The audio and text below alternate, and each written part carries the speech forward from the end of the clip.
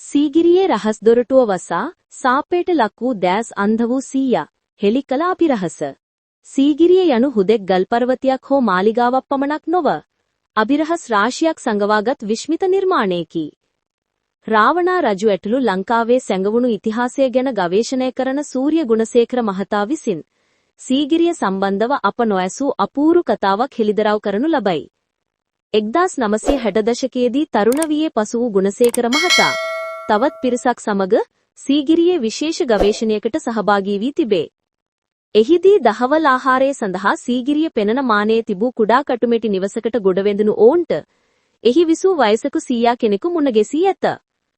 ආහාර ගැනීමෙන් පසු ඇති වූ කතාබහ අතරතුර තමන් පැමිණියේ සීගිරිය ගැන ගවේෂණය කිරීමට බව දැනගත් විට එම සීයා හැඟිම්බරව තමන්ගේ අතීතය පිළිබඳ පුදුම සහගත රහසක් හෙළි කර තිබේ.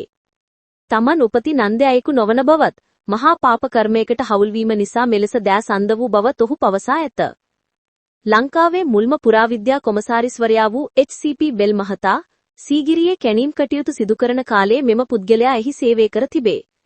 ඔහු පවසන ආකාරයට බෙල් මහතාගේ කැණීම් අතරතුරදී සීගිරිය ගල මුදුනේ සිට පහළටම විහිදෙන රහසිගත පඩිපෙළක් හමු වී ඇත. මෙම පඩිපෙළ ගල අභ්‍යන්තරයෙන් විහිදී ගිය එකක් වන අතර පිටතට නොපෙනෙනසේ නිර්මාණය කර තිබී ඇත. එහි අතරින් පතර ගිමන් හැරීමට කාමර පවා තිබූ බවත් එම කාමරවල තිබූ ඉතා වටිනා පුරාවස්තු විශාල ප්‍රමාණයක් බෙල් මහතා විසින් ගොඩගත් බවත් ඔහු විස්තර කර තිබේ. පුරාවස්තු සියල්ල ඉවත් කර ගැනීමෙන් පසුව එම රහස් පඩිපෙළේ දොරටුව කොන්ක්‍රීට් දම සදහටම වසා දමන ලෙස බෙල් මහතා නියෝග කර ඇත.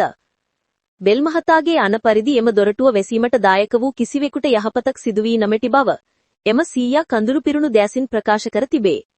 එම කටයුත්තට හවුල් වූ සමහරු අසනීප වී මිය ගිය අතර ගසක් ගලක් මෙන් ශක්තිමත්ව සිටි තමන් එක් දිනක් උදෑසන අවදිවන විට දෑස් නොපෙනී අන්ධභාවයට පත් සිටි බව ඔහු පවසා ඇත. මේ එම අපරාධයට සොබාදහමෙන් තමන්ට ලැබුණු දඬුවමක් බව ඔහු විශ්වාස කරයි. HCP බෙල් මහතා ලංකාවේ පුරාවස්තු රැසක් රහසිගතව බ්‍රිතාන්‍ය කෞතුකාගාරය වෙත ගෙන ගිය බවට එල්ලවන චෝදනාව මෙම කතාවත් සමග තවදුරටත් තහවුරු වන බව පෙනේ. මෙම ජනප්‍රවාදයට අමතරව සීගිරියේ තාක්ෂණික දියුණුව පිළිබඳවද විද්වතුන් විවිධ මත පළ කරයි. මොරටුව විශ්වවිද්‍යාලයේ ඉංජිනේරු සුසිර උඩලමත්ත මහතා පවසන පරිදි සීගිරියේ රජු පර්වතයේ මුදුනට යාම සඳහා පඩිපෙළක් භාවිතා කරන්නට ඇත. රජ කෙනෙකුට පහසුවෙන් සහ ඉක්මනින් ගමන් කිරීම සඳහා කර්කටක යන්ත්‍රය නමින් හැඳින්වෙන විශේෂ සෝපාන ක්‍රමයක් එකල තිබෙන්නට ඇත. බව විශ්වාස කරනවා. කකුලෙකුගේ හැඩයගත් යන්ත්‍රණයක් ලෙස ක්‍රියාත්මක වූ මෙය ගමන් කිරීම සඳහා ගල මතුපිට සිරස්ව සහ තිරස්ව කොටා ඇති ට්‍රක් පද්ධතියක් වන සලකුණු අදටත් දැකගත හැකියි. එසේම සීගිරියේ ප්‍රධාන දොරටුව නිර්මාණය කර ඇත්තේ එක්වරම සීගිරිය පර්වතය නොපෙනී යන ආකාරයේ දෘෂ්ටි මායාවක්ද ඇතිවන ලෙසයි. සීගිරියේ ජල තාක්ෂණයද මෙතෙක් නොවිසඳුණු අභිරහසකි. සීගිරිය වැව ගොඩවීම නිසා ජල පීඩනය අඩු වුණත් අදටත් වර්ෂා කාලයේදී ක්‍රියාත්මක වන ජලමල් පද්ධතිය විශ්මිතයි. වඩාත්ම කුතුහලයේ දෙනුවන කරුණ නම් ගල මුදුනේ ඇති පොකුණුවලට ජලය ලබාගත් ආකාරයයි.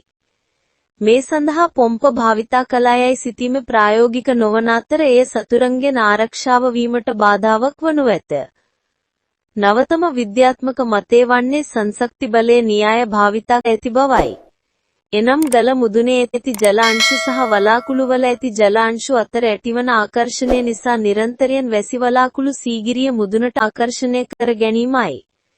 මෙමගින් ස්වභාවිකව ගල මුදුන ජලයෙන් ස්වයංපෝෂිත වී ඇති අතර සතුරන් වටා කළද්ද ජල හිඟයක් ඇති නොවන ලෙස මෙම පද්ධතිය නිර්මාණය කර තිබීම හෙළයන්ගේ අසමමන තාක්ෂණික දැනුම මැනවින් පෙන්වනු ලබයි.